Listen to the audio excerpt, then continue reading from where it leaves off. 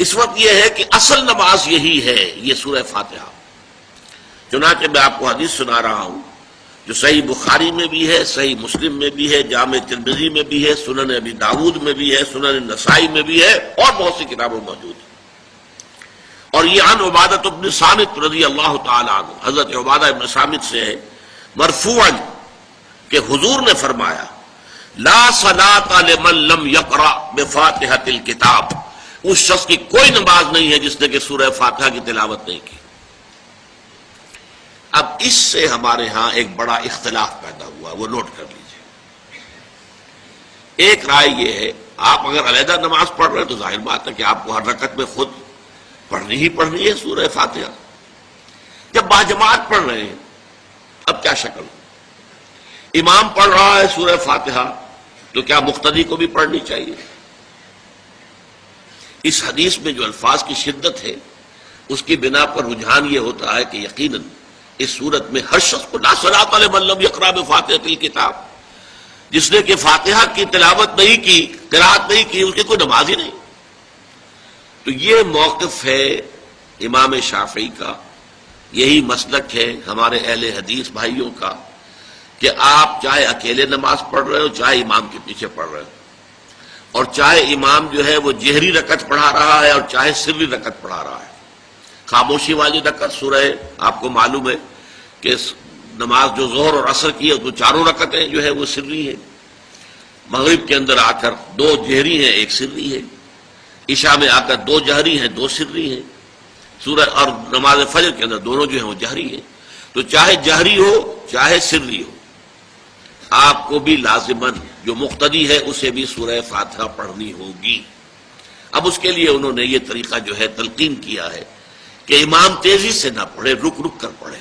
الحمدللہ رب العالمین، اس کے بعد اتنا وقفہ دے دے کہ جو مقتدی ہے وہ بھی کہہ لے اپنے دل میں یا پڑھ لے الحمدللہ رب العالمین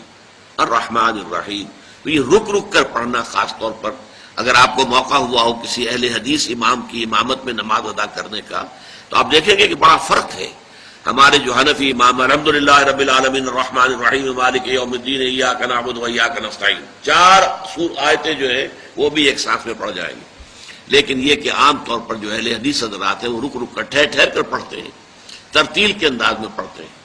یا پھر دوسری شکل انہوں نے ایک اور کی ہے، یہ آپ سعودی عرب میں جب کبھی نماز پڑھیں گے اور آپ پڑھی ہو آپ نے تو وہاں آپ دیکھیں گے کہ امام جو ہے وہ سورہ فاتحہ پڑھنے کے بعد کوئی 1 منٹ جو ہے خاموش رہتا ہے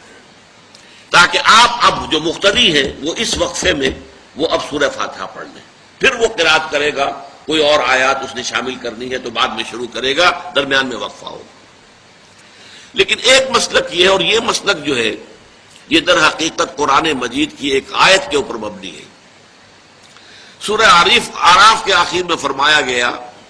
وَإِذَا قُرِئَ الْقُرْآنُ فَاسْتَمِعُوا لَهُ وَأَنصِتُوا، جب قرآن پڑھا جا رہا ہو تو توجہ سے اسے سنو، خود خاموش رہو۔ اب یہ قرآن مجید کی آیت ہے، اس کے بنا پر ایک رائے یہ ہے کہ آپ امام کے پیچھے سورہ فاتحہ نہیں پڑھیں گے،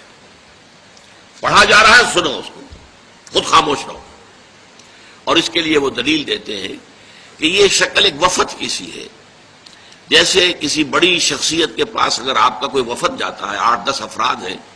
ان میں اسپوکس مین ایک ہوتا ہے، وہ بات کرتا ہے، باقی سب لوگ موجود رہتے ہیں، سنتے ہیں۔ اسی طریقے سے امام جو ہے وہ گویا کہ آپ کا نمائندہ ہے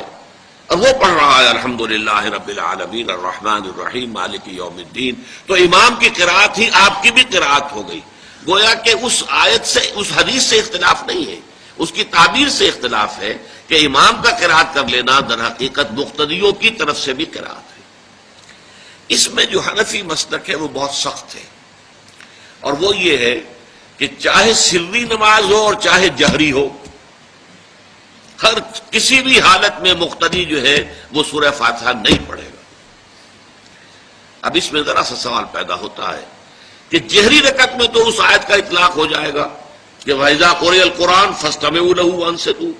سری میں تو اس آیت کا اطلاق نہیں ہوتا۔ بہرحال یہ مسلک ہے امام شافعی کا، ایک انتہا پر ہے، ہر صورت میں سری ہو یا جہری ہو آپ کو پڑھنی ہی پڑھنی ہے۔ اور امام ابو حنیفہ دوسری انتہا پر ہیں کہ چاہے سری ہو چاہے جہری ہو کسی شکل میں نہیں پڑھنا۔ امام مالک کا مسلک ہے درمیان میں، اور میں اس میں کوئی جھجک محسوس نہیں کرتا کہ میں آپ کے سامنے عرض کر دوں کہ میں اس پر عمل پیرا ہوں۔ وہ کیا ہے؟ جہری نماز میں خاموش رہو اور سنو۔ اس آیت کا اطلاق ہو جائے گا جب بلند آواز سے پڑھ رہا ہے امام تو پوری توجہ، فاستمعوا لہ، اپنی پوری توجہ کو اس کے سننے کے اوپر مرکوز کر دو اور خود خاموش رہو۔ سری رکعت میں البتہ جبکہ وہ بھی خاموشی سے پڑھ رہا ہے، آپ بھی خاموشی سے پڑھ رہے ہیں۔